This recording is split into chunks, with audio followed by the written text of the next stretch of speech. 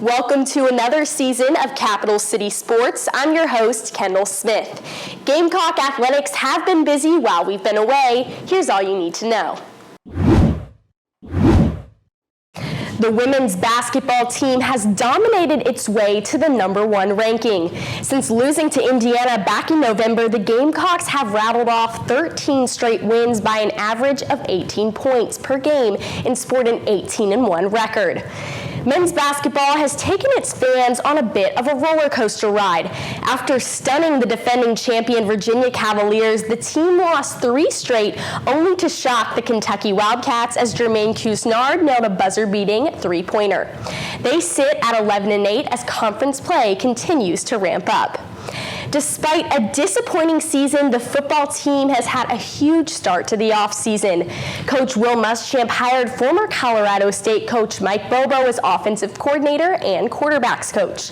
The team has signed top recruits Luke Doty and Marshawn Lloyd and received a verbal commitment from the state's top recruit, Jordan Birch. When we come back, Lauryn Waters will recap the week that was in Gamecock Athletics.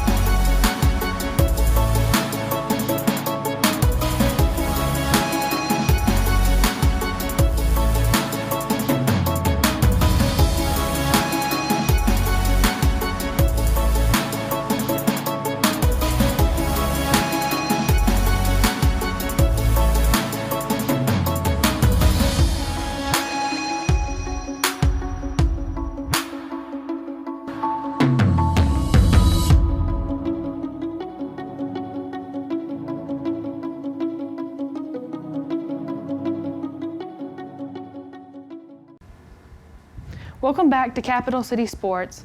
SEC play is in full swing for both men's and women's basketball. The women's basketball team faced its biggest test so far in SEC play as they hosted reigning SEC champs Mississippi State. Cade Crenshaw was there for the action. Every time the Mississippi State Bulldogs and the South Carolina Gamecocks meet here on the hardwood, you can always expect intensity. And tonight's game was no different, with both teams ranked in the top 10 nationally. The Gamecocks sitting at #1 overall. The fans inside Colonial Life Arena were in store for an exciting SEC showdown. The Gamecocks were in control for the majority of the first half on Monday night, holding strong to their lead that got as high as 12 points in the second quarter. But the tide turned, however, and the Bulldogs were the hot team heading to the locker room for halftime. Coach Vic Schaefer's squad closed out the first half on a 12-4 run to trail by just 1 point with 2 quarters left to play. Mississippi State would keep the fire going early in the third quarter as guard Jordan Danbury laid in 2 buckets to give the Bulldogs their first lead of the game, 46-43. Fast forward to the fourth quarter, and we see Coach Dawn Staley's squad down 9 points and facing adversity late in a game for the first time in almost 2 months. Over the final 8 minutes, South Carolina battled back to within 3 points of the lead, mainly behind the play of freshman Aaliyah Boston, as she totaled 21 points and 12 rebounds in Monday night's game. After the late rally, the Gamecocks were still short. They were down 3 points with 3 minutes left to play. Staley's squad took a defensive stand and held Mississippi State scoreless for the final 3 minutes, and the nation's top team depended on their top player in Tyisha Harris. The senior guard totaled 23 points on the night, but her play was felt the most in the final moments as she sank 2 shots and a clutch free throw with 8 seconds left.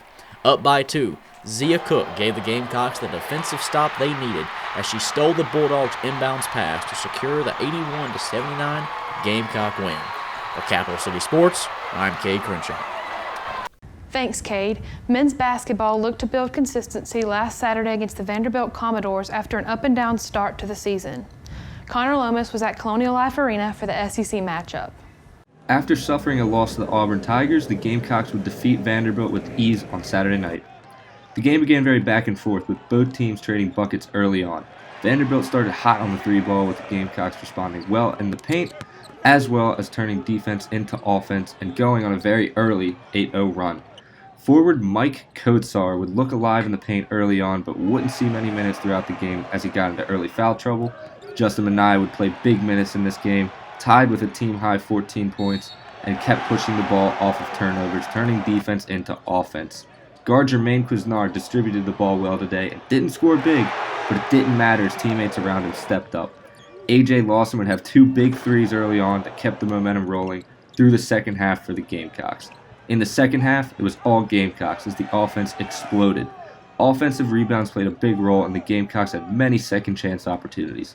Vandy looked to come back, going on small runs of their own, but there was no stopping the rolling Gamecocks, and multiple electrifying Keyshawn Bryant dunks, eventually putting the game away.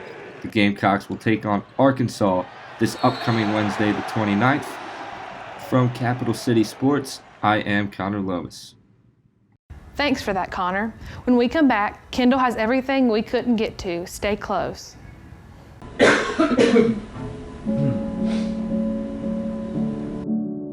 Good morning and welcome to What's Going On. Welcome to Friday Morning Live. I'm Caitlin Ashbaugh, and this is News Rep, where we highlight this Behind every great news organization down here to Columbia, is a team. 99, highest in the state. Welcome to Carolina Calendar, coming to you from the Kennedy Greenhouse Studio. A team of producers.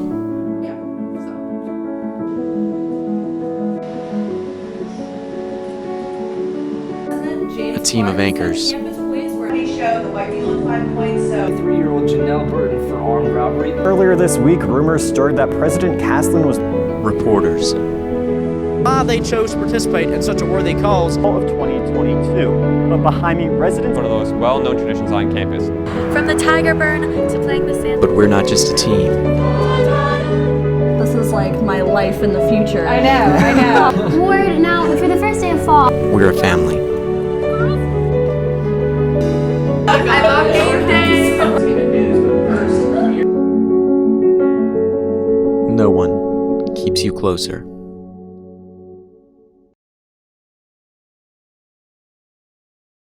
It was a big weekend for South Carolina athletics. Men's tennis knocked off 22nd ranked Oklahoma in their opening match of the ITA kickoff weekend in straight sets. They followed that with a thrilling come-from-behind victory over the Georgia Bulldogs to advance to the national team indoor championships. Women's tennis notched their first win of the season as they beat Purdue in straight sets and advanced to the ITA kickoff weekend championship. Ty Harris became the program's all-time assist leader as the Gamecocks beat Georgia in Athens on Sunday by a score of 88-53. Freshman Aaliyah Boston continued to impress as she led all scores with 15 points and had a career-high 4 steals. There was a bit of tension in the athletic department this week as there seemed to be a disagreement over whether or not Shiloh Sanders got a fair tryout to be on the baseball team. Sanders, the son of NFL legend Deion Sanders, is a freshman defensive back on the football team and had hoped to try out for a spot on the baseball team. Sanders said in a since-deleted tweet that he took batting practice and saw only about 30 pitches.